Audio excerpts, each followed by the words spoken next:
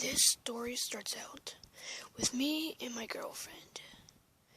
I go to her house and we were watching some old horror films such as Chucky or The Nightmare on Elm Street and so forth.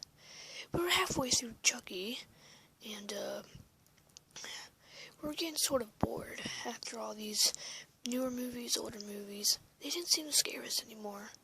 Almost like the same old things. So we decided to get on something more dark, creepier, and scarier. So there's this rumor or tale or something going around school about the deep web.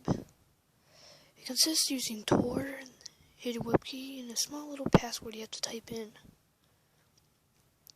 So we got on her laptop and started looking this stuff up. I was more of the cocky one, telling her maybe if this was not such a good idea and if we should be doing it. But of course, knowing her, she didn't mind.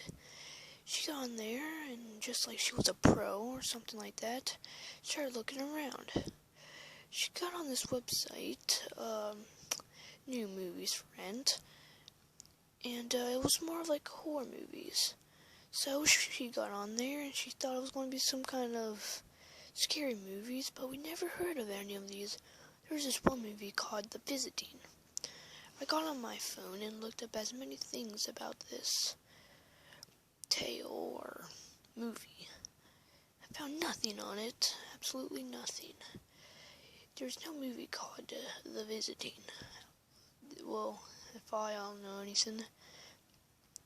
So she decided to buy it.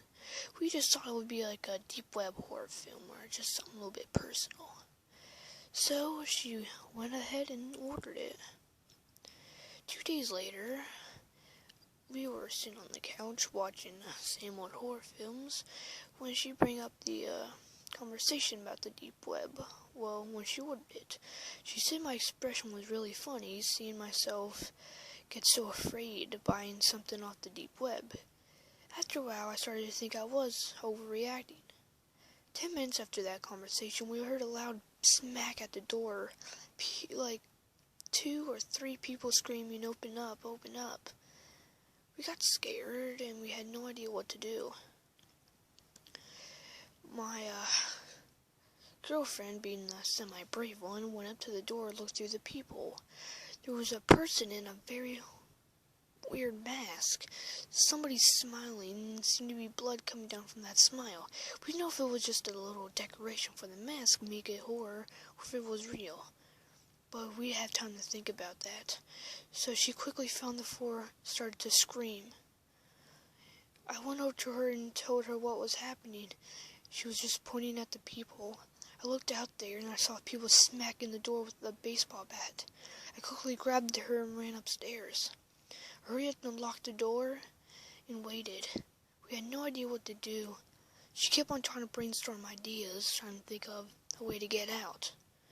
I almost was thinking it was no use, until I heard a loud crack. Then that's what happened when I realized the bottom door was smashed open. At that point, I was on everything possible to think of a way to get out of there. I was thinking maybe could tie something to the roof of the house and climb down, but we did not have any time for that. Time to reach upstairs, he started smacking it. One guy smacked it really hard. I heard a loud crack. I knew the door wood was smacking.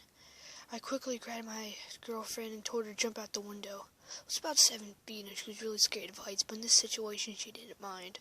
She jumped down with ease and nothing really bad happened. I was thinking I could maybe defend them off and maybe save her. But at this time, I just really wanted to save myself.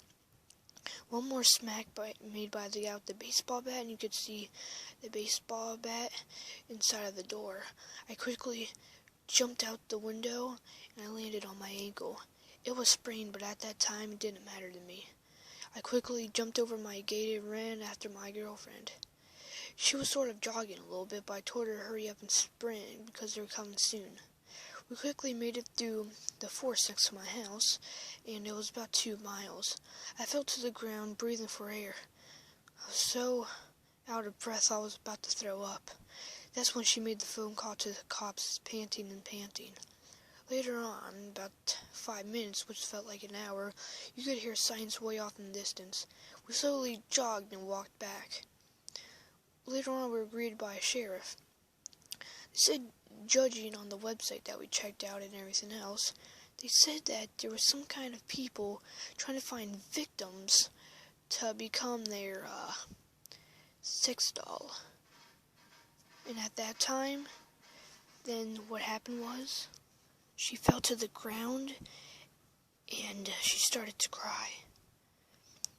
She was crying because, well, she knew if she did get caught, she would be living in a hellish prison. No way out.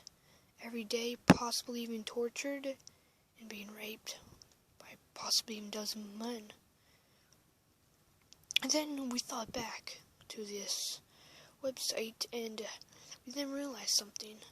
At the last second when she clicked on submit, when she had the address and everything, they said female or male. And since she was on the computer, she decided to click on female. That's probably what did it. But what happened if you would click on male though? Would there be women that would be your sex doll? Probably not, just a suggestion, or maybe they would torture you. I don't know what these 6 bastards were thinking of, but I knew that our lives were at stake at that time. Years went on and we never heard of these people again, and we're still scared to this day. We don't talk about it much. Then a year later, my girlfriend moved away. They said because of the deep web thing, but I was thinking that was an excuse to make me feel better. But I'm just happy she's safe and she's where she wants to be, and that I'm safe myself, and it would probably kill me just to get me out of the way. Here is my lesson to you guys. If you get on the deep web, don't order anything, don't buy anything, you don't go deeper than it already is. This has been a story with Evil Darkness.